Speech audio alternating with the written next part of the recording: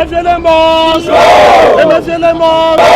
question that has been raised is that are we going to shift the deadline? The answer remains no. And I hear that he's making news in social media. Let him come and meet me in Central Bank. Let him show his face. Those who feel they want to support him, to fight me, come out. Let's fight. Who is Godwin Emefiele? And how did he manage to steal about $1 billion as the CBN Governor of Nigeria?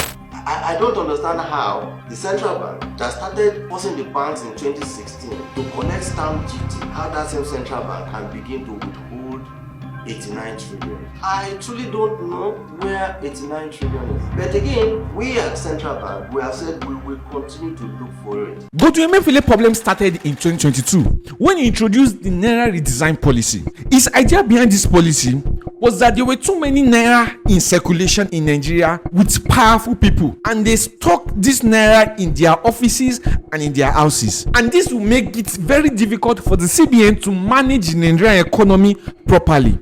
And so, in order for them to have a control of the Nigerian economy, he introduced the Naira redesign policy. But more importantly, he gave another reason, that because election was coming, and to prevent politicians from being able to buy votes and bribe people during the election, they can reintroduce the Naira redesign policy, and to make it difficult for politicians to buy votes and win election in Nigeria. And he eventually convinced the presidency to approve this Naira redesign policy in no time. However, it was alleged that the real reason behind the Naira redesign was to frustrate Bola Ahmed Tinubu, who was running for president alongside the CBN governor.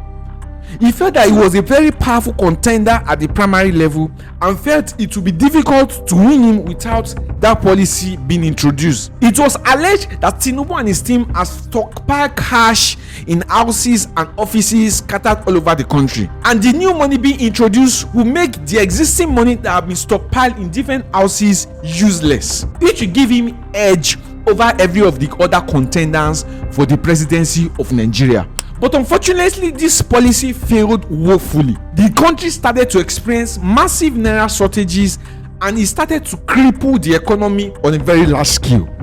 The Nigerian GDP dropped massively, and inflation got worse rather than getting better. And the policy that was introduced to stop vote buying and allow for free and fair election actually worked in favor of Bola Ahmed Tinubu, his major contender. You see, what happened was that it made Bola Ahmed Tinubu look like a victim and painted a picture that Tinubu was being sabotaged by forces within his own party. And by 2023, Tinubu was declared the president of Nigeria, and immediately was declared because he felt that he was being victimized by the CBN and the presidency. He ordered an immediate investigation of the Central Bank of Nigeria. Immediately, the investigation committee started to investigate 9 years of the Central Bank of Nigeria governance under Governor Godwin Emefiele. And what they found out became one of the biggest financial fraud in Africa by a single individual.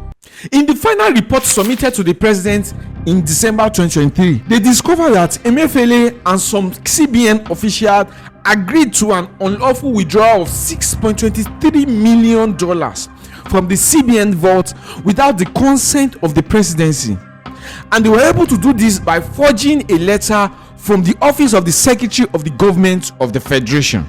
They also accused him of intentionally manipulating the foreign exchange market to favor some specific individuals in the country, which caused a major instability in the Nigerian economy after he introduced the e-Naira system in Nigeria. In fact, they discovered that he had, without any authority, allocated about $3 billion and $1 billion of foreign exchange to favor some specific people, which he called special allocations. And these people never bidded for this particular contract, which is in violation of public procurement law in Nigeria. He spent some unexplained amount of money on CBN-sponsored COVID-19 programs and other intervention schemes that were classified as fraudulent expenditures without approval from the CBN governance body itself. In their report, they discovered that in 2022, the redesign of the Naira note was carried out unlawfully, and it was neither recommended by the CBN board or approved by the then President Muhammadu Buhari, which is in breach of the CBN Act of 2007. And the redesign, according to Emefiele, swallowed about 31.79 billion naira, which some people even called a conspiracy to frustrate some specific political class. In fact, in one instance, they discovered that he approved about 22.7 trillion naira for a means and ways advances loan to the federal government. And they discovered that he had increased the amount discreetly to about 26.627 trillion naira without authorization from the CBN governing body, which further explains his large systematic embezzlement as a CBN governor.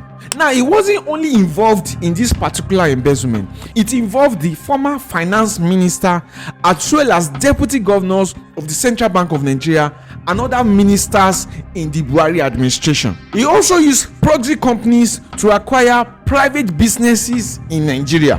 They found out that Titan Trust Bank, which was acquired by Union Bank, was being controlled by two foreign companies in Dubai called Lysos International DMCC and Magna International DMCC. And these two companies are linked to Emefiele as the owners of this company.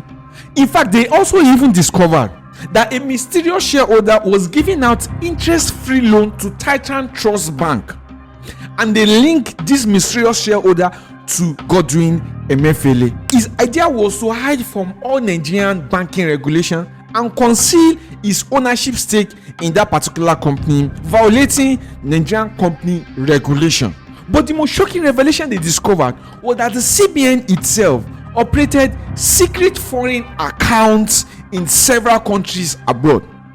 In fact, when they counted the number of accounts the CBN was operating outside the country, it was about 593 different accounts in several countries in the world, in the UK, in the US, and in China, where Nigerian funds are kept without authorization by the CBN board and the investigating committee. Now, these secret accounts were not in the official book of the CBN and was off record in order for it not to be monitored by any of its regulating committees. Not even the government, auditors, and the CBN board knew about this particular account. And in those accounts, they stored Nigerian money and sometimes even moved that money around in secret without following normal procedures or getting approval. In the UK alone, they found out that £543.4 million was deposited as fixed deposit under Emefiele's name outside official approval of the Central Bank of Nigeria. In their investigation, they discovered that Emefiele did not work alone. It implicated some other powerful actors. In fact, they discovered that the Naira redesign was allegedly actually pushed by the former aide of the former president of Nigeria, Mr. Tunde Shaibu, and Emefiele, as well as Minister Ahmed, and they jointly authored the Ways and Means Statement on behalf of President Buhari. And in the private sector, they discovered that several unnamed bank directors and elite played a very crucial role in approving these particular projects. In fact, during this investigation, two deputy CBN governors were detained by the Directorate of State Security in Nigeria after they were found to have collided with the CBN governor to orchestrate this particular incident.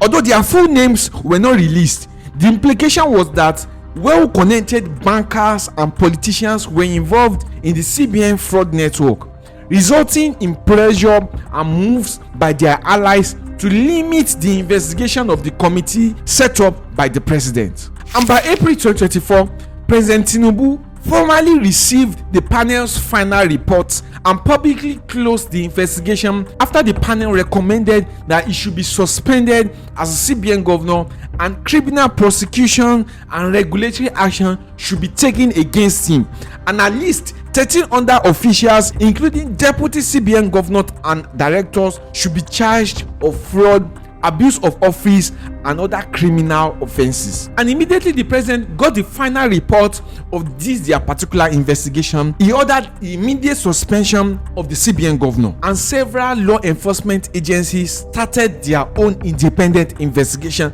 including the EFCC, the DSS, and the Nigerian police, on the allegation of fraud, malpractices, money laundering, and a lot of criminal activities at the CBN office. Even though he denied all these allegations by this panel that was set up by the president of Nigeria and claimed that they are all false and misleading and are meant to injure his character. And live on national TV, he challenged this investigating committee to publish any report or any forged document they have against him that indict him of any allegation of fraud.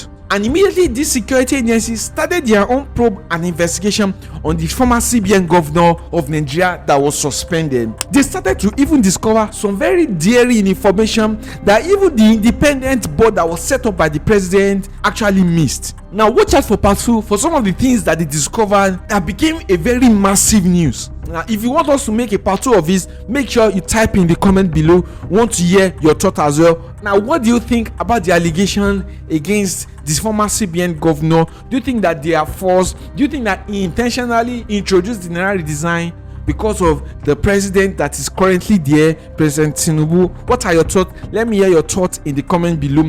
Make sure you like this video, and of course do make sure you subscribe to the channel because it tells us that you really love this video.